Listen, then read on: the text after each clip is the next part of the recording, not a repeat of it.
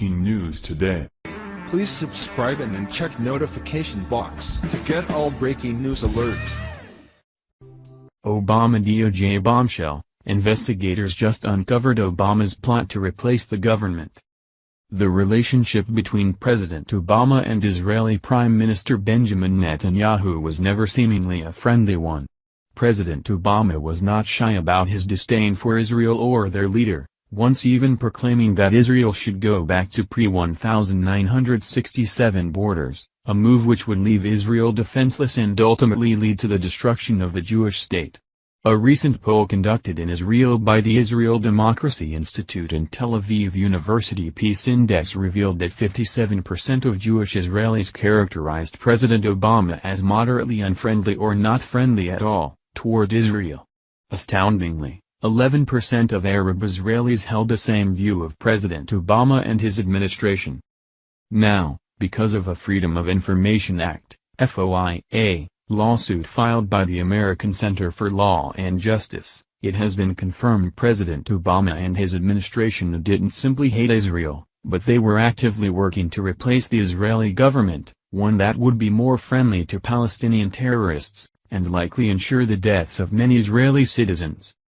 Within the records obtained by the ACLJ, they uncovered that Yasser Mahmoud Abbas, who is the son of Palestinian Authority President Mahmoud Abbas, was a key official who helped lead One Voice, an anti-Israel organization which was given U.S. taxpayer money via of the State Department to conduct a campaign to get rid of Israel's Prime Minister, Benjamin Netanyahu, and the ruling Likud party in Israel. Going back to 2013, the State Department, under the direction of the Obama administration, provided grant money to One Voice, with funding continuing until November of 2014.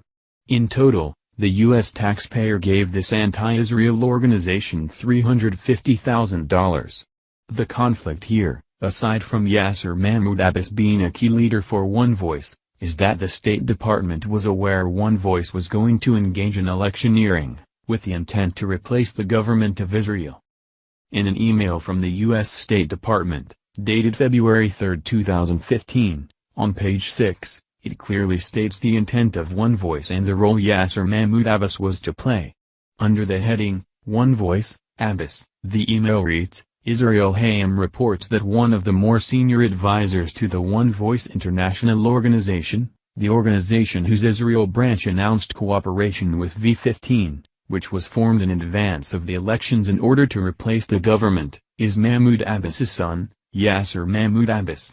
According to the report, the International El Movement's website cites Yasser Mahmoud Abbas as a member of One Voice's Trustee Advisory Council. The U.S. taxpayer money, which One Voice received, was used to build up their social media following as well as maintain a voter database. They even went so far as to employ an American company to teach people how to conduct grassroots campaigning. One Voice officially joined the anti-Netanyahu effort, known as Victory 15, in December of 2014. Not pleased with U.S. taxpayer money going to fund an effort to manipulate a foreign government's election, the ACLJ filed an FOIA request with the State Department in July of 2016, while President Obama was still in office. Naturally, the Obama State Department refused to turn over any documents, and the ACLJ had to file a lawsuit. The State Department, under the direction of the Obama administration, also financially aligned themselves with the terrorist organization Hamas when they provided grants to One Voice. President Mahmoud Abbas and the Palestinian Authority had recently created a pact with Hamas, creating a coalition of organizations intent on destroying Israel.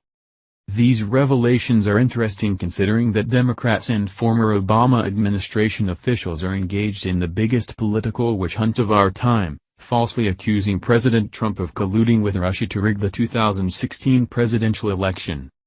President Obama, his administration, and the State Department engaged in the very activity in which they are accusing President Trump and his campaign. The only difference is that there is proof of what Obama and his officials did. There likely will not be any legal ramifications regarding this funding of the anti-Israel organization One Voice, but it certainly puts a significant blemish on President Obama's legacy, and provides without any doubt, that President Obama and his administration sought to destroy Israel as well as interfere in a foreign government's election.